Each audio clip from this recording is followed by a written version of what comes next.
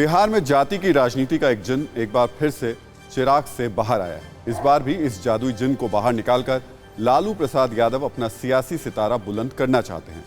जातीय जनगणना के बहाने आरजेडी पहले ही जाति की राजनीति को धार देने में जुटी थी।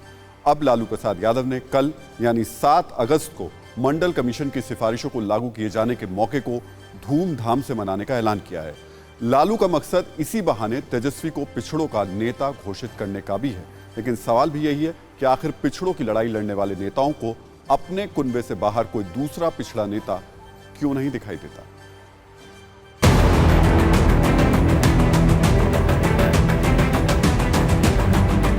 उन्नीस सौ 90 के दशक में जिस मंडल की राजनीति को हथियार बनाकर लालू के कुनबे ने बिहार पर 15 साल तक राज किया, अब फिर उसी मंडल की राजनीति को आगे कर लालू अपने बेटे की सियासत को आगे बढ़ाना चाहते हैं। लालू की कोशिश समय के पहिए को फिर से घुमाकर 1990 के दशक में ले जाने की है। तब मुद्दा आरक्षण का था, इस बार मुद्दा जातीय जनगणना और मंडल दिवस का है।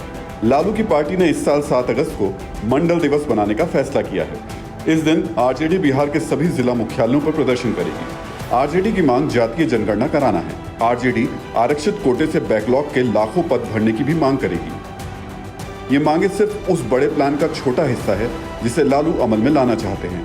लालू ने जातियों की गोलबंदी और यादव मुस्लिम समीकरण को साध कर बिहार में अपनी राजनीतिक हैसियत बड़ी की है। नीतीश ने लालू के समीकरण को तोड़ने के लिए ओबीसी में अति पिछड़ा का दांव चला। कुछ हद तक नीतीश इसमें कामयाब भी रहे।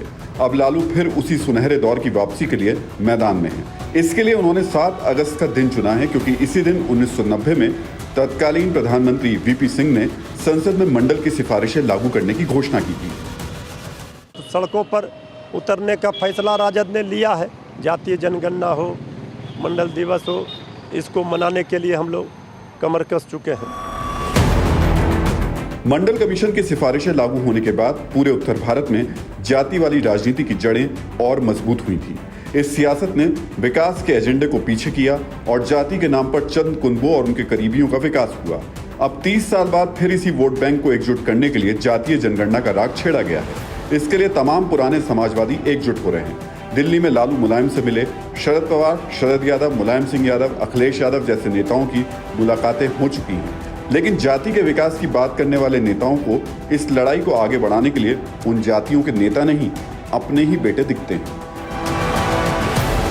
भारतीय जनता पार्टी के बारे में परसेप्शन जो बना हो, लेकिन भारतीय जनता पार्टी सब समाज की चिंता करने वाली पार्टी है और इस पार्टी पर सब समाज का अधिकार है। ये लोग बेचैन आत्मा, जातीय बंधन से बिहार की जनता निकल चुकी है। अब पारिवारिक बंधन को तोड़ना है, विरासत की राजनीति नहीं। जाति की इस लड़ाई में नीतीश कुमार भी शामिल हो चुके हैं। नीतीश ने इस मुद्दे पर प्रधानमंत्री को चिट्ठी लिखी है। साफ है, मंडल की राजनीति का सियासी फायदा उठाने वाले नेता अब फिर उसी जिन्न को जिंदा करना चाहते हैं। फिक्र आपकी, सोमवार से शुक्रवार रात 9 बजे सिर्फ TV9 भारतवर्ष पर।